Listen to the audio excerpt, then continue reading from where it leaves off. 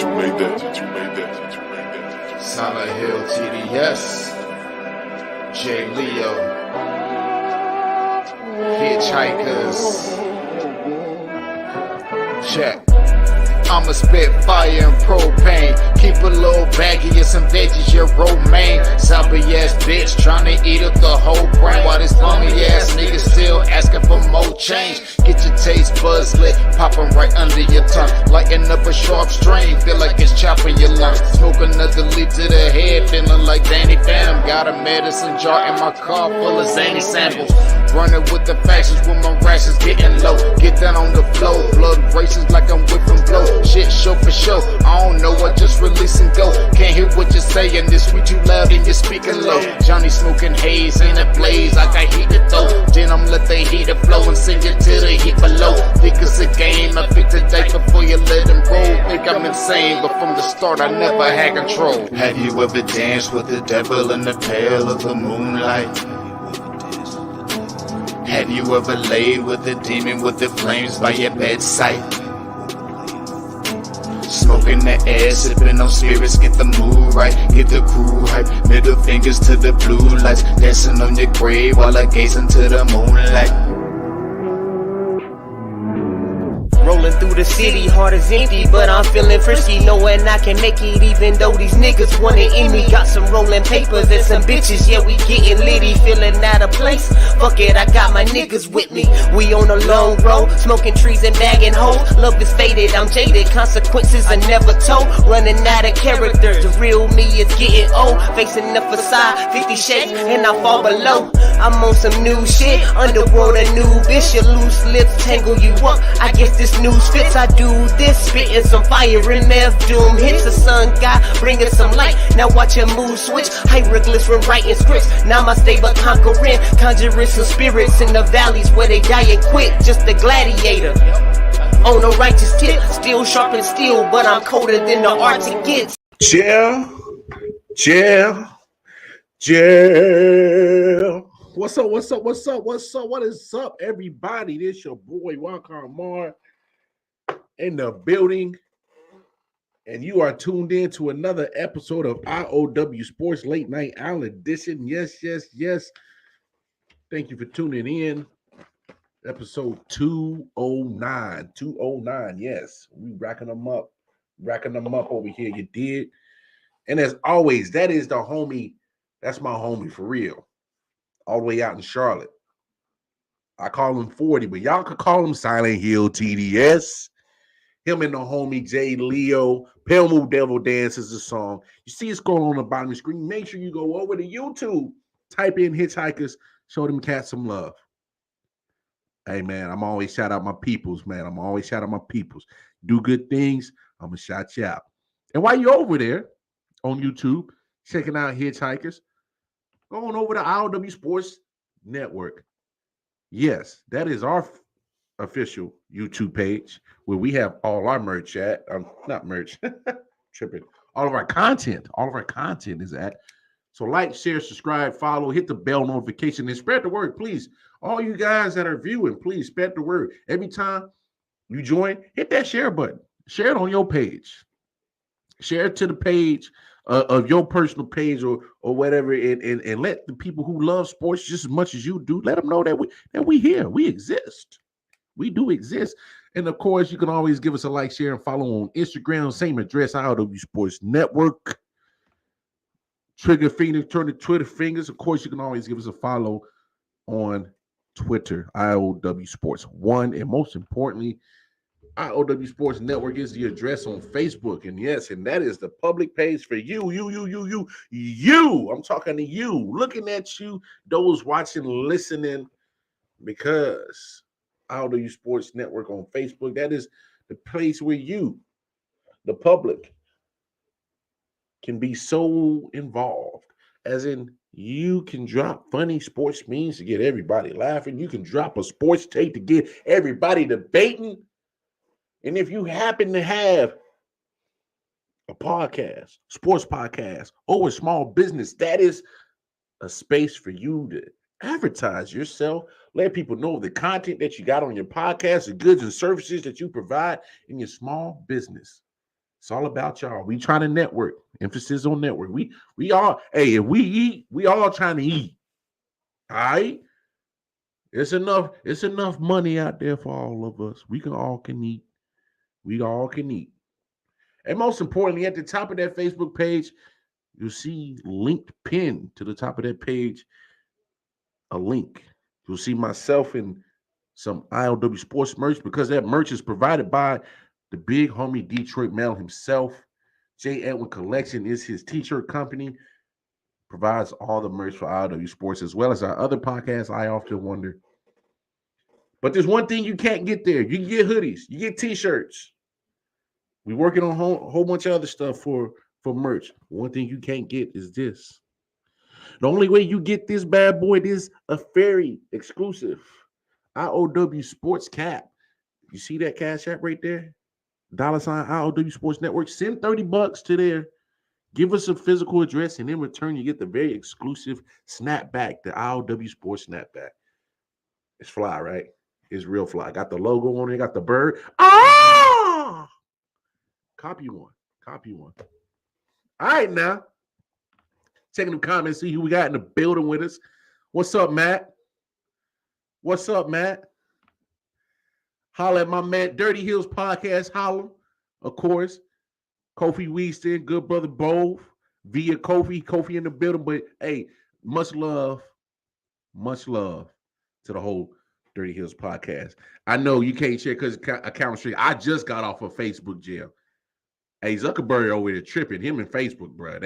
They'll lock you up for any and everything, man. I'm about tired of damn Facebook, bro. I'm about tired of them. Like, they don't give a damn. They said freedom of speech, freedom of what? We got the freedom to lock you up over any and everything, and they doing it too. It's nuts. The homie Tim in the building. What's up, King?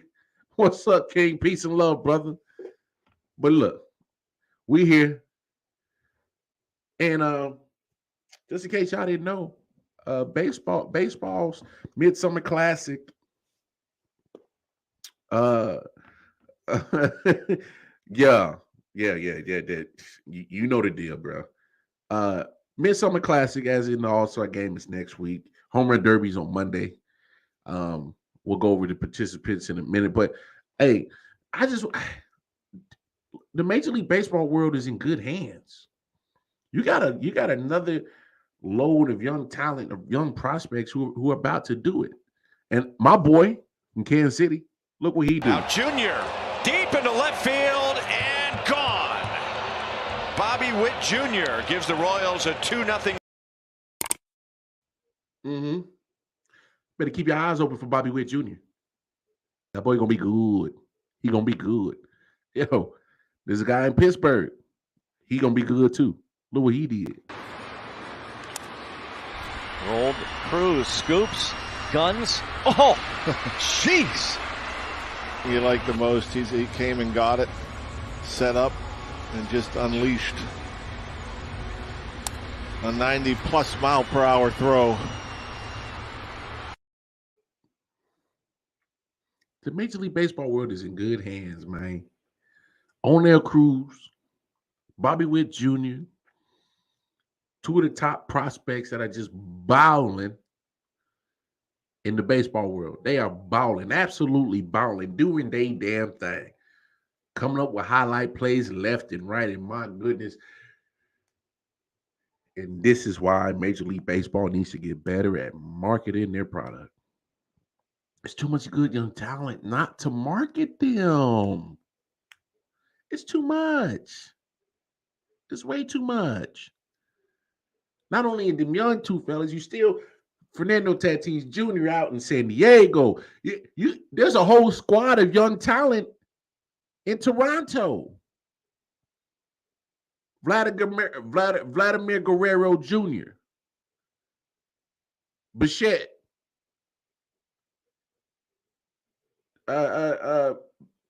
Biggio. All them cats came from Major League Baseball daddies, and they all on the same team, and they all young. Just imagine how much knowledge has been passed down to those three by their own daddies that played Major League Baseball, and they all on the same team. I mean, it's so much young talent just flowing through the Major League Baseball circuit. And Major League Baseball is going to fuck around and fumble the ball again. They're going to fumble the ball again. Because unless you are a baseball purist and watch baseball on a regular basis, you probably wouldn't even know who the hell I'm talking about. Hell, people still think Albert Pujols is one of the best players in the league right now if you don't watch baseball on a regular basis or keep tuned up with the sport. Come on, man. Tim, that man threw a ball at 93 miles per hour, man. Well, he ain't batting too well. I know that. But man, that man's put some highlights. He's put some highlights on the defensive side. His bat has cooled off. You got to admit, Matt, when he first came to the league about a month ago, the man was hot. He was hitting all kind of home runs and gappers. You know, just he'll settle in. Because you got to really think about it. You see it all the time, and you can test to this, man. When you see guys that come out to a hot start, these young guys first get called up, make their debuts. They get out to a hot start because not a lot of film on how to pitch them. About a month in, you start getting a true test of what they could possibly do on the hitting side is because, hey, they studying now. You know?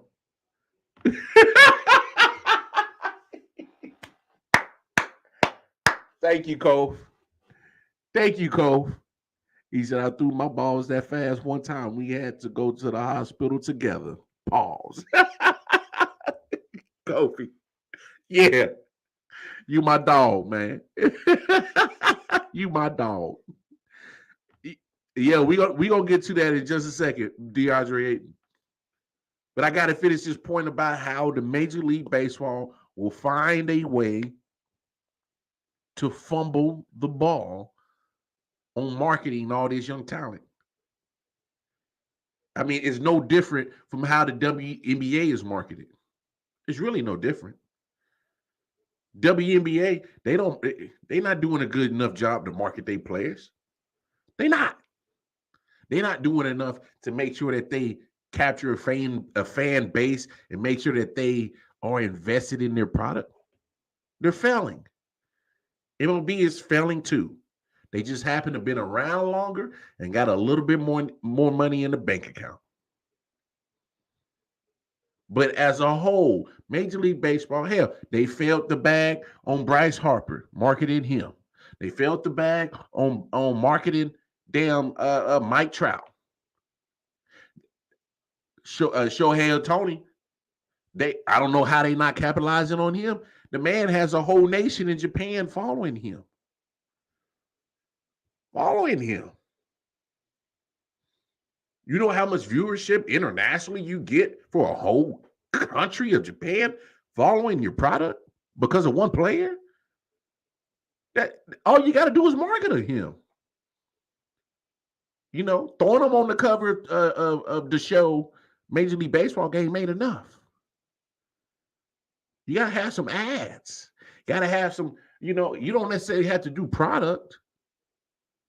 Like you don't have to do like a deodorant commercial or a Gain commercial or Hanes commercial. You ain't got to do all that. Even though it'd be smart to. It'd be smart to get partnered up with these sponsorships that you have and market not only their product, but market a player in your league. Brings the eyes to your product. But hell, why don't the Major League Baseball just have Major League Baseball commercials? Man, Tim, boy, you read my mind, dog. I swear you read my mind, Tim. They care about making the money than spending it. You are absolutely right. You know what's been happening? Because they just got out of a lockout. They And what happens with lockouts? Y'all know what happens with lockouts. Billionaires are saying, hey, y'all millionaires that are the content creators are trying to take too much of our billionaire money. Y'all want too much revenue share. So we don't give a damn if y'all don't play. Owning a team for us is play money. We made our money somewhere else in another field.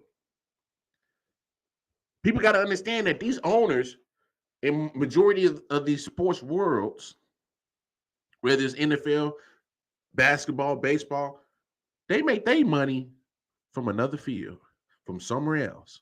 Real estate, oil companies, you know. I mean, you name it, they made billions of dollars somewhere else. Steve Ballmer, who owns the Clippers, he was part of Microsoft or Apple, you know, hanging with Bill Gates when they first launched off. He's a tech guy. You know, these guys are they are billionaires from something else besides sports. So when they buying teams, that's an investment from money that was made from somewhere else. They took that money made from somewhere else to buy that team. And they are enjoying the revenue sharing, all that, and all that is play money. They were billionaires before they bought the team, more times than not. You know what I'm saying? And so, dog, they you wild, Tim. You wild. But you ain't wrong. You wild, but you ain't wrong. So these especially in Major League Baseball, they really not caring about marketing because they got money from somewhere else. They didn't care about that lockout. Y'all been noticing, especially in Major League Baseball, them big contracts ain't getting signed like that no more. Like free agency is you would probably, obviously the big stars, if they hit free agency market, is still going to get the money. But it ain't like it used to be almost 10 years ago when, you know, cats was just shilling out money. It ain't like that no more. Which brings up to this next point. Aaron Judge. Yes, he won his arbitration this year. Well, he's soon to be a free agent soon.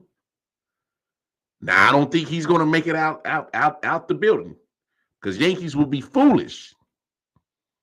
Yankees would be foolish to let Aaron Judge walk out the building.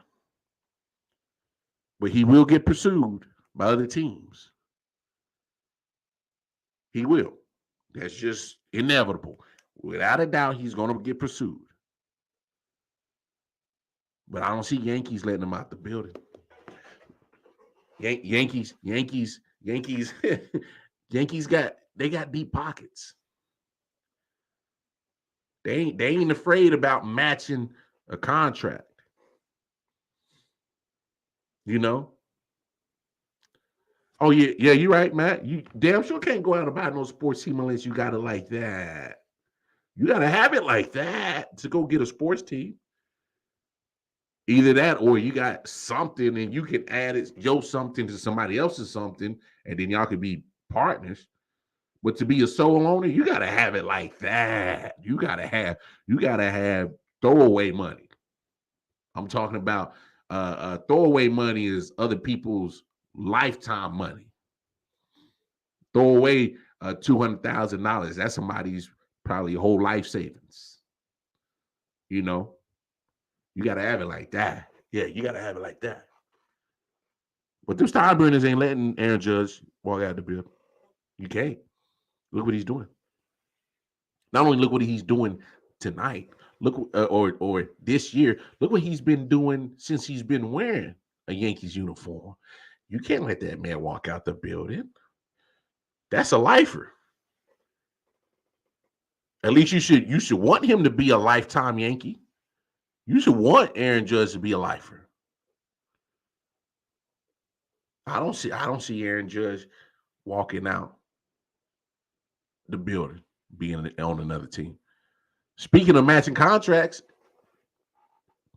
So DeAndre Ayton, 4 year, $133 million offer sheet from the Indiana Pacers. And wasn't too long after, the report saying that the Phoenix Suns intend to match it later on in the night. They finally made it official, matched the offer. You know? So here's my thought. I'm looking at the Phoenix Suns.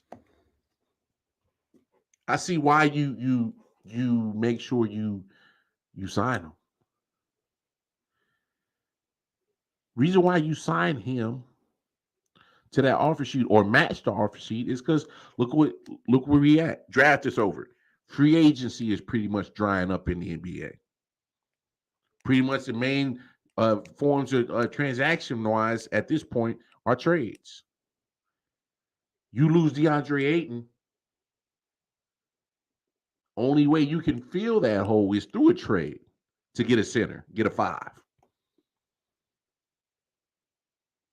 I'm not mad at DeAndre Ayton. He gonna get his money. He needs to. I think the contract is extremely a little bit too high for my liking. Almost $33 million a year, something like that. I'm not a fan of that amount of money for that price. And you know what, Tim? I think here's what I think. I think the Suns had a price, went to DeAndre, he didn't like it, and he said, "I'm going to venture out," because I believe he's a restricted free agent. So that's why the Suns have a chance to match the offer sheet. He said, "I'm gonna go out here, test my market," and it looks like the highest bidder was Indiana, 4 years, $133 million. And so my deal is I think that he was not happy with what the Suns did. But now the Suns are back into a corner. You have to sign that offer sheet. Like I said, free agency is pretty much drying up. Draft is done. So with both of those pretty much done, you're not going to find anything comparable to DeAndre Ayton to fill your 5 spot unless you make a trade. DeAndre Ayton won this battle. He won this battle. Let's not get it twisted. Because I think that the Suns probably lowballed him because, I ain't going to cap. Y'all know how we do. Look, I like DeAndre Ayton. I do. But I don't think he has hit that form that we were expecting for him to hit when he came out of Arizona. Maybe he could have benefited for staying a little bit longer at Arizona. Maybe playing 2, maybe 3 years. Because that brings me to another point. I don't get why some of these players are so impatient. Like they feel like you got to go to the league after 1 year. Like you should go. You don't have to. Especially when you were a top prospect, you're getting your college for free. Before name, image, and likeness, I'm sure there was some boosters that have gave you some dough if you was really hurting for it. But now that you got name, image, and likeness, it damn sure ain't no reason to rush to get to the league. NBA ain't going nowhere. The National Basketball Association isn't disappearing. No time soon. Some of these players can benefit from playing 2, maybe 3 years of college ball. Or hell, maybe even go overseas right after high school. Play with actual professional players over in Europe. You can still get paid. And if you really wanted to go to school over in Europe, you can still go to school. I'm just saying, these guys do not have to rush out to play ball. No more. Set yourself up for success. Matter of fact, now that name, image, and likeness is such a huge thing in college, I would go ahead and, hey, play 3, maybe 2 years of college ball, get my NIL money. And guess what it does? It prepares you for life in the NBA. Because what do you got to do when you in college? You gotta manage your schooling. You got to manage your athletic time. How much you putting into your certain athletic sport, and then you add on the name, image, and likeness money you getting. That sounds like an NBA career to me. Multiple spinning plates, managing this, managing that. So by the time you come out of college, you should be well knowledgeable on how to handle life as a professional basketball player or football player. I'm just me personally. Boy, I wish I could turn back the hands of time and go and be 18 again, man. I'll be showing my ass out playing football. I have old prime time come recruit me, come on to Jackson State, come on and revive the HBCUs. And I say, all right, my brother, I'm coming. Get my name, image, and likeness going. And it must be the money. You know, I get all, yeah, let's go. Like, come on. Put me on game prime time. What am I expecting when I get to the big leagues? But not only that, have the mindset of I can manage life, money, my profession. So by the time I get to that big league, NFL, NBA, I know what it's like. I'm able to manage it. Maybe I don't come a first number 1 pick bust. You know? Maybe I don't fizzle out after a few years and then I'm broke. I'm just saying, man. Sometimes it ain't no rush. Sign and trade with Miles Turner and whatever else. Yeah, we had mentioned that earlier in the day show. If I'm the Suns, I wouldn't mind a sign and trade to get Miles Turner back. I like Miles Turner. I mean, to me, it's almost a linear move, Miles Turner for DeAndre Ayton. But Miles Turner has been in the league a little bit longer, so he's a little bit more seasoned, probably a little bit more wiser. I wouldn't mind that at all. Yeah, hey, you know how it is, Tim. Of course, teams be playing possum. It's a business. They like, because you got to think about it. And like I said, I love DeAndre Ayton, but we haven't seen. Yeah, he's improving, but I don't think he's improving at the pace that the Phoenix Suns want. They want him to already been like a 4-time All-Star, 3-time Defensive Player of the Year, top 15 player in the league. That's their mindset of probably what they projected for DeAndre Ayton. And he just ain't there yet. So what they gonna do? It's like, yeah, we want to keep him, but we ain't trying to. We want to keep him from. We want to keep him cheap. We want to keep him cheap. That's the business part of it. Miles, DeAndre Ayton said, "Nah, player. I know what I am. I know what I can be. This is where I feel like my value is at." He went out and saw it. He probably didn't like the destination. I would. I'm sorry. I mean, I've been in Indiana. It's another Midwest city. Reminds me of home a little bit of Kansas City. But Phoenix is a beautiful city. Nice desert.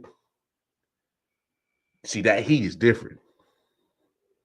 It ain't down south humidity heat. When it's 100 down south, You add the humidity factor, it's more like 120. In the desert, 100 is 100, but it's dry heat. It ain't that, sweat when you first walk out the door heat. It's a different type of heat. I can handle that dry heat. Beautiful women in Phoenix. Oh, yeah, I've been to Phoenix. There's some beautiful women out there in Phoenix. And you get them all. You get the whole collection of all of them. All the bunnies is nice. The sisters is nice. The little Spanish mamacitas is nice out in Phoenix. Well, all of them fine. Phoenix ain't a bad spot to be. Hell, there got to be other offers that he had gotten. Pacers probably was just the biggest one. I'm not mad for DeAndre Ayton to get his thing. But now Phoenix looks silly is because, look, man, I think you had to probably end up spending more money than you wanted to because you was trying to lowball, be cheap. Now it backfired on you. Had you offered DeAndre Ayton right after the season was done and handled business, you've been all right. You've been all right. Yeah, they try to do him like Schroeder. You right. Oh, yeah, the bunnies is nice out there, bro. Bunnies is nice. The sisters is nice. The little mamacitas is nice out there in Phoenix, bro. They nice. DeAndre Ayton about to clean up, bro. Yeah. Got that desert heat at 110 degrees. Yeah. Oh, yeah. Oh, yeah. But it's that dry heat where it's not like you can handle it. See, 110 down south for like 130. That humidity is something else. Like it's stupid hot. But how y'all feel about DeAndre Ayton? I think he's good. He's not one of the best, and he still has, some growth that's necessary. But I have seen DeAndre Ayton disappear for some games.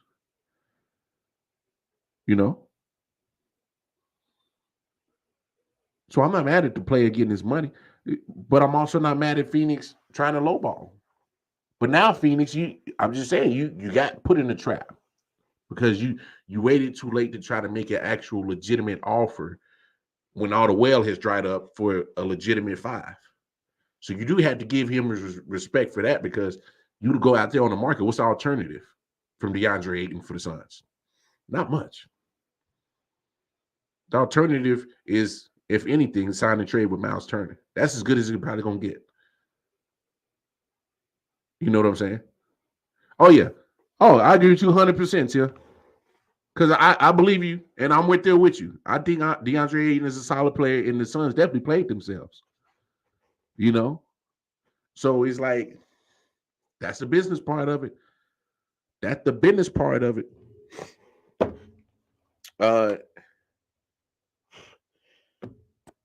Somebody has they had somebody had some kind of comparison.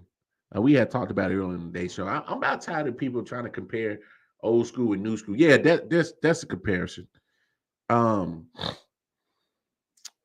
They said Larry Bird couldn't do nothing with Kevin Durant.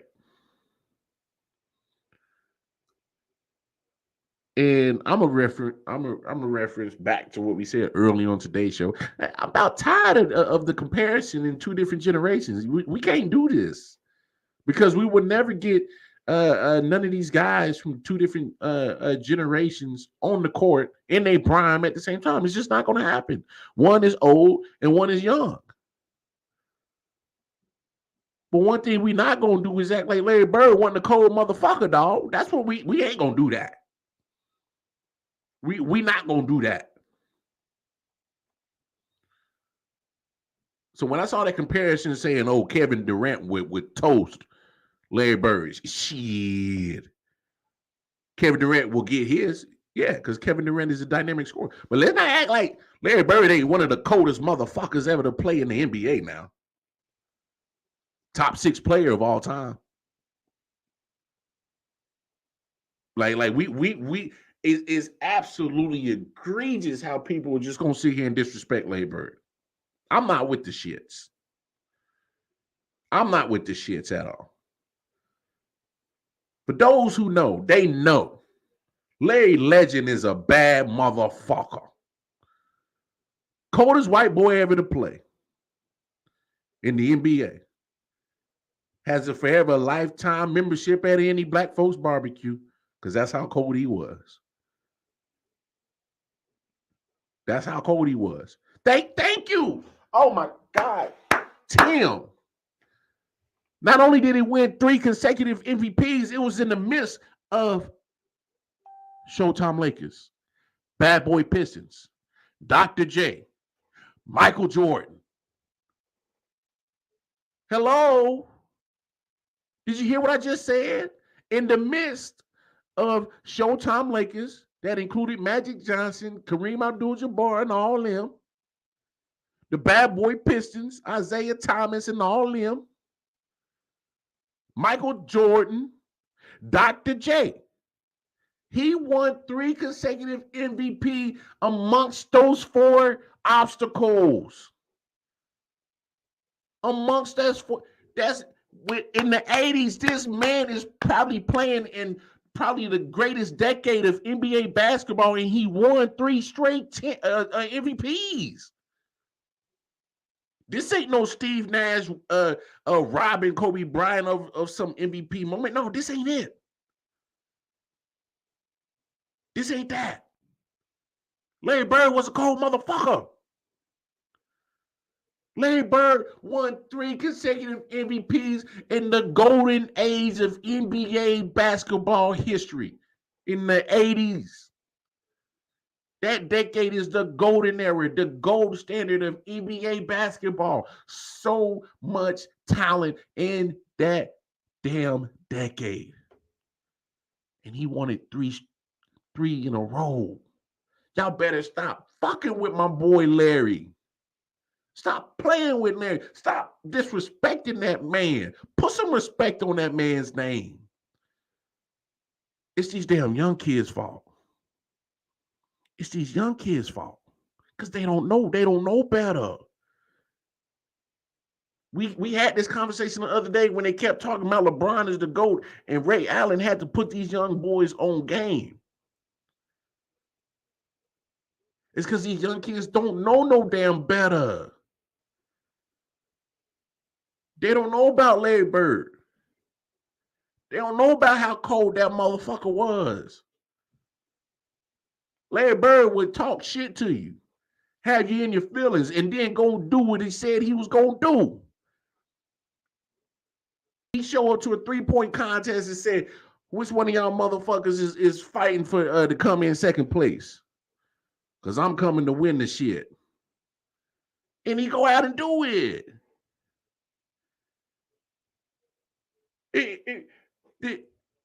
See, and here's the thing about Larry. They say, oh yeah, white boy, you ain't about to do shit. And then next thing you know, he fuck around and put 30 on your head. Oh, that's a cold white boy. Yeah. You probably should have guarded him. Probably should have put a hand in his face. Probably should play some defense. Now he already busted your ass. Y'all better stop playing. It's these young kids. We need to have a damn summit for all these young sports fans out here that just don't know better. They young, dumb, full of bubble gum and cum. They have no idea. We need to have a summit, sit all these young, some of them bitches down, and we need to start showing them every last game film of all the coldest motherfuckers predating LeBron. Because since LeBron, these motherfuckers ain't seen shit and can't understand shit. We need to have a summit. Because they need the game talk to them. They need to know that it's been motherfuckers doing what these cats in the NBA are doing now. They've been doing that. I get it. Some of these guys are more athletic, faster. Now, I get it. You know, the athleticism level is on a different level. I get it. It should be on a different level between 40 years. From the 80s now to 2022. It should be on a different level. It should be investment in athleticism because there's been advancement in not only medicine, recovery, anything to help these athletes with their bodies. It's all been investment. You should have a higher level of athleticism now from 40 years ago. But one thing that them cats was doing 40 years ago, they was doing some magical shit too. Don't act like all of a sudden, these, cats are doing certain moves that ain't been done. Maybe the Euro step and the step back, that's probably been added on in the last few years. But what we ain't gonna do is act like Larry Bird won a cold motherfucker. That we can't do that. Can't do it.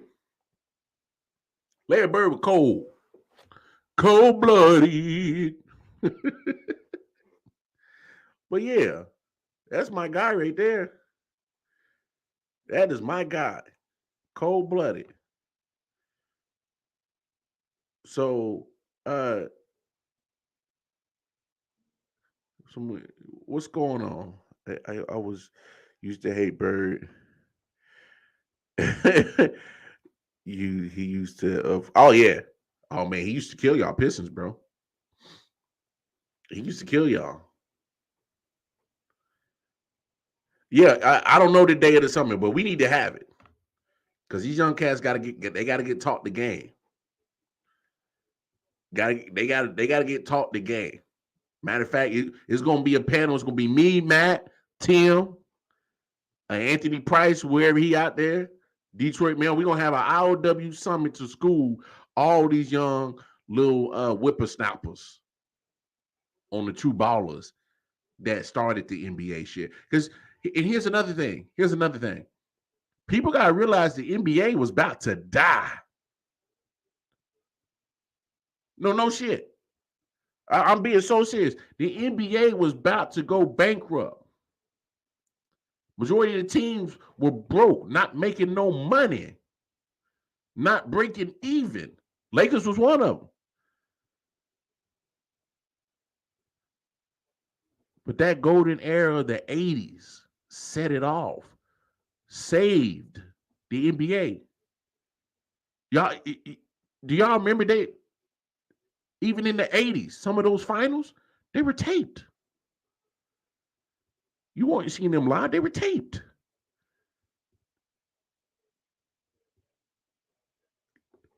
I'm telling you, man. This said have the huge hand from the Ludacris video to smack the youngest boy, or the big hand from Jackass when they yeah, hey Tim, that's what I'm saying. That's why these youngins think Bron better than MJ. They did not feel that MJ era. They don't know. They're not educated. See, these young motherfuckers think they know, but they don't know. It's because nobody took the time to tell them what it is, how it is. Because if they know, they wouldn't be saying this outlandish shit, talking crazy out the side of their neck. Talking about, oh, Kevin Durant will bust Larry Bird. And Kevin Durant will probably get some. But don't sit here act like Larry Bird is just gonna lay down and just let KD just do anything and everything. And Larry Bird gonna get his too. It'll be a slugfest now. I'll put my money on damn Bird. I ain't gonna sleep on that because look, you gotta play defense. Gotta play defense too. Larry Bird was all around, dog. Was all around. Bird wasn't nothing to fuck with, dog. You mess around with Bird and you fuck around, and at the end of 48 minutes, there's an L on your record. Add another L to the loss column because you fucked around and was sleeping, and Bird caught your ass. I'm telling you, man. Anybody younger than 30 and younger, Y'all, we gonna have a summit for y'all motherfuckers. We gonna have a summit. We gonna have a straight come to Jesus moment with you young, dumb, full of bubble gum and cum motherfuckers. Because this shit's starting to get outlandish. Because what you see on the TV in the NBA now with these lax, soft ass rules. Oh yeah. Oh, thank you, Matt. Let's not forget about that. Look what Matt said. Larry would square up with you too. Let's not forget about that. He wasn't scared to scrap with you now. He wasn't scared to scrap with you now. Larry wasn't scared. You talking about a white boy that had all the brothers' respect. Come on now. Every brother in that league, man. Hey, man. They tell you straight up, hey, man. Don't piss Larry off. He'll toast you. Larry Bird, he'll toast you. He would kill you on his court. And if you think you're just going to bully his ass, he'll scrap with you too. Larry Bird wasn't no damn joke, y'all. I'm glad some of my peoples in here know the truth. They know what's up.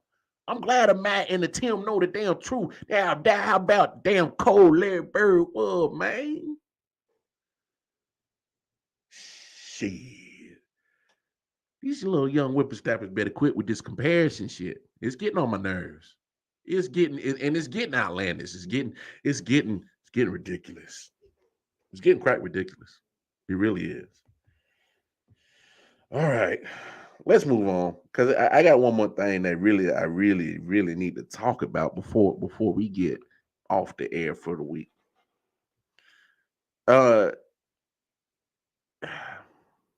What's the best way I approach this situation? Well, let's just dive in it. Okay. There's gonna be people that always gonna say shit, and that play in certain leagues, and things get said.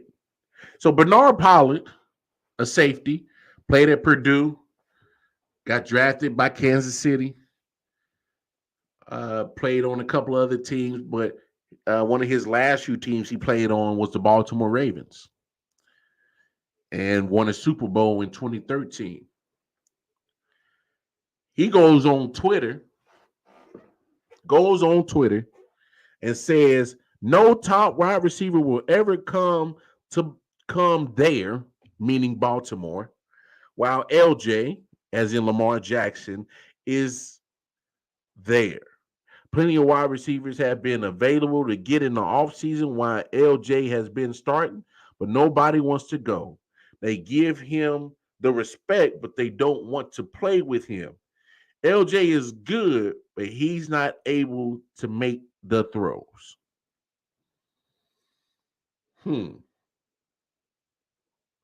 So Lamar Jackson responds, "You've been capping since I've been playing for the Ravens. I never heard of you. To be honest, my boy, you got your Super Bowl because of Ray Lewis and Ed Reed that year." I like the comeback. I do like the comeback for Lamar Jackson, showing he ain't scared to, clap back. I like the comeback. Well, let's break down what Bernard Pollard is saying, though. And the reason why I want to talk about this is because I'm a big fan of Lamar Jackson. Big fan. And I think sometimes the slander that he gets from not being an accurate quarterback is inaccurate. Because Lamar Jackson is a weapon. He is a weapon. He's not just a quarterback. He is a weapon that plays quarterback. And so with that weapon, you got to what? You got to use it. You got to use it in the best settings that you can. And what's the best settings that you use this said weapon? Well, obviously, he's going to be a rusher. Obviously, I'm going to design some running plays for him. I like Lamar Jackson. I really do. I don't understand all the slander sometimes. But then as I look at what Bernard is actually saying, he's really not wrong. He's really not. He said no top, T-O-P, no top wide receiver will come play for Baltimore while Lamar Jackson's quarterback. And he's really not wrong. But it's not Lamar Jackson's fault. And I think that's where the disconnect is, because I think he should have elaborated a little bit more on that. Because it's not Lamar Jackson's fault on why a top wide receiver will not come to Baltimore. I disagree with the part where he says he can't make the throws. I don't agree with that. You got to look at the scheme. They just traded away Hollywood Brown. He was a 1,000-yard receiver in a run first offense last year. He didn't even like the way that he was being utilized as a wide receiver. Hence the reason why he ain't there no more. He requested that trade. It's not. This is why I want people to understand what I'm saying. And this is why I'm glad I got this platform. Because your regular media ain't gonna say none of this. Thank you, Tim. He is an accurate passer. Hey, tell him, Tim, or Matt, go look up Lamar Jackson's stat right now. Look at his completion percentage. He's at 65%. The league average is around 62, 63. He's above it. You know who's one of the most accurate quarterbacks in NFL history? Drew Brees. Go look at Lamar Jackson's career completion percentage and look at Drew Brees. They damn near close. So if you're going to sit here and say that Drew Brees is accurate on his completion percentage, go look at Lamar's. Go look at his completion percentage. Come on now. Just because he's not a pocket passer. Yeah, career 64%. Just because Lamar is not a pocket passer, he's not your traditional quarterback. It's okay to be different. Why do people think you got to put him in a box? But back to Bernard Pollard's statement, I wish he didn't say he can't make the throw, because I think he's wrong there. But where I agree with Bernard Pollard at is that top wide receiver will not come and be a Baltimore Raven while Lamar Jackson is there. But where Bernard messed up is he should have dove deeper into that, because it's not Lamar's fault. It's the scheme's fault. It's the offensive coordinator calling these plays. It's Harbaugh making these decisions, how they utilize Lamar Jackson and how that offense is what? It's predicated, starts with Lamar Jackson and it ends with Lamar Jackson, because he's a weapon. It's not his fault that he's a weapon. God created how great he is. He just refused to be moved from being a quarterback, because he says, I can be a quarterback. Don't sit here and try to label me as I'm just so much of an athlete that you should move me to wide receiver, running back, cornerback, like they do most black quarterbacks coming out of college. All right? So Lamar Jackson is wrongfully labeled as an inaccurate passer, and I don't like the slander. It's not right. It's not fair. Thank you, Matt. 58%, 66, 64, 64. All 4 years. Completion percentage. People remember that his completion percentage is better than Josh Allen's. His completion percentage is literally up there with some of the best of the best. But just because he's not throwing for 5,000 yards, 50 touchdowns, they don't want to see him as a passer. No, he's a weapon. He's better than a passer. See, a passer is just one element. He's a weapon. He can beat you with the pass. He can beat you with the run. Now, guess what? He can fake the pass and run. Now he can fake the run and pass. He's a weapon.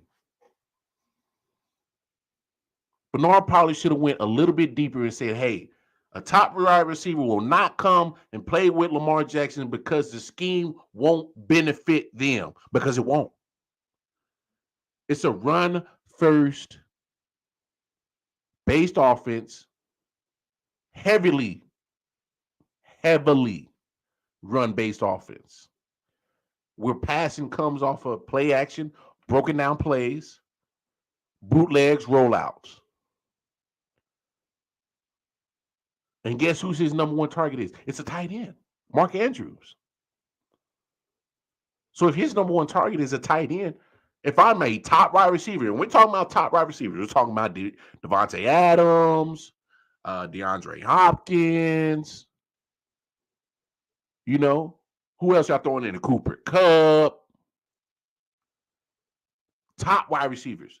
They not going to play with Lamar Jackson because they won't be featured as a number one weapon. Why would Cooper Kupp go play with Lamar Jackson?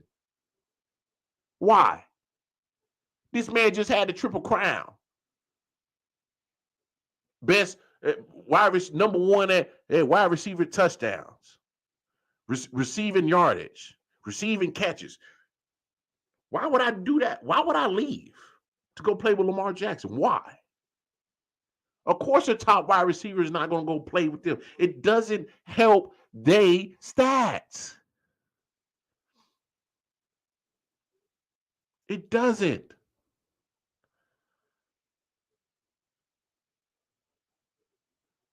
So I don't like the slander. Matt is saying he was number 23 in percentage leaders last season, but I still take 64%. 64% is damn good. Like I said, go look at Drew Brees' career completion percentage. He's like 64, 65, somewhere around there. Lamar Jackson is around that same completion percentage. And isn't Drew Brees considered as one of the most accurate quarterbacks? That's all I'm saying. That's why I don't like the slander. Jackson has too much, has to make a wide receiver a star. That's what has to happen. And he tried to do that with Hollywood Brown. Like I said, Marquise Hollywood Brown just had a 1,000-yard receiving season last year in a very run-heavy offense. But they broke that up. Y'all think Lamar Jackson was happy about that? Huh? Of course, Zach Wilson was at the bottom. He was too busy trying to get his mama's friends, trying to be a MILF hunter.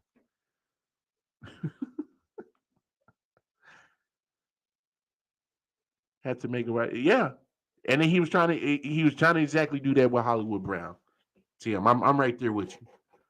I just wish with some of these former players that played, they would kind of be more not so vague with certain comments and actually talk football. You played football, so talk football.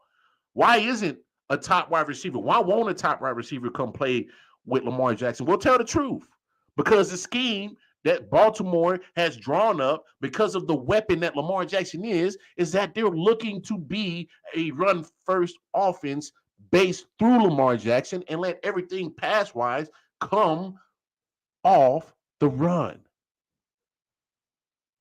And that why would a top wide receiver that's in the top 5, like a Devontae Adams, Cooper Kupp, DeAndre Hopkins, why would they diminish of their consecutive almost 1,500, 1,600 receiving yards and 14, 15 touchdowns, 100 plus catches? Why would they diminish those stats? Of course they wouldn't do it. So let's be more in-depth and more direct on what exactly you're trying to say.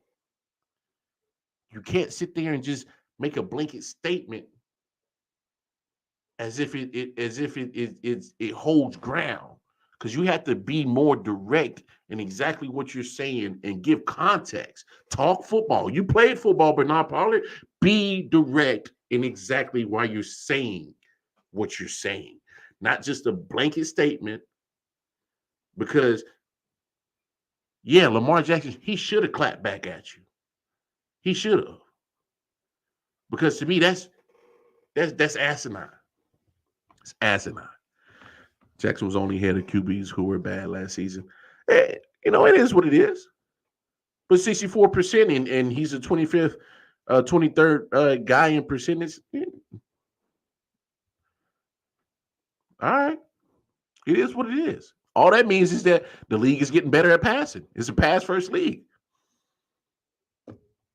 And he is a weapon who's not here to just kill you with passing. He's here to just kill you, you know, just anyway, whether it's with his feet or his legs, or his feet or his arms. He's just trying to beat you.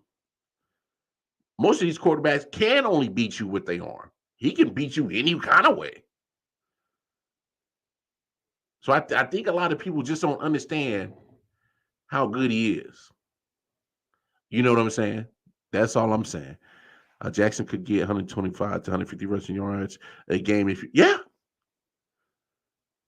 And the coaches will draw up the plays for him to get them rushing yards. Best believe that.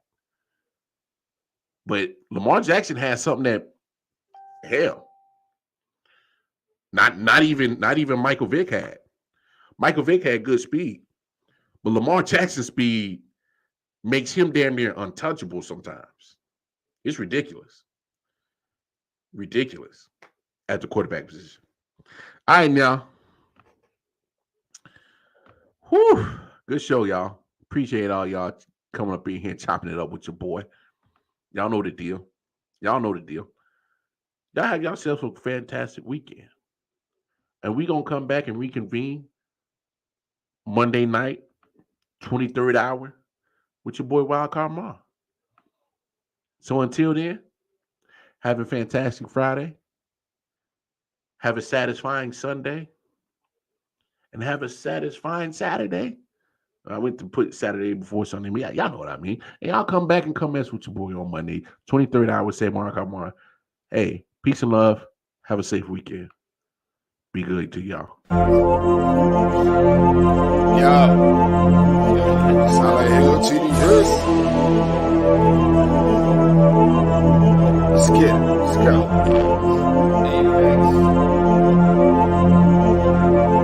Yeah. Alright, let me get serious this time. Yo, I'm on my God of War shit. All the war spits, let the bass kick, nigga, feel the fucking floor lift. Watch your pores rip from these razor blade fingertips. Smoke hit your face like a hammer fist. Outstanding with suicidal flow. Nose diving to a free fall. Speedball, cannonball, jerking out on Adderall. I just watch the bodies fall. Supercharged like Dragon Ball. When I spit this fire out my mouth, you hear the dragon's call. Deadly with explosiveness, just softer than some woven silk. Grind the rapper's flesh in the syrup and call it muscle milk.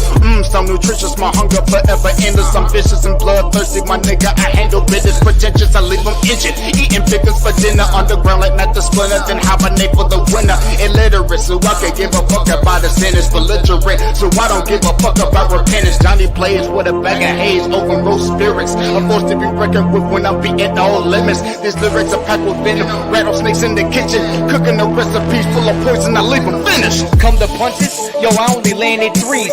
These thick-fied MCs is copping plan B.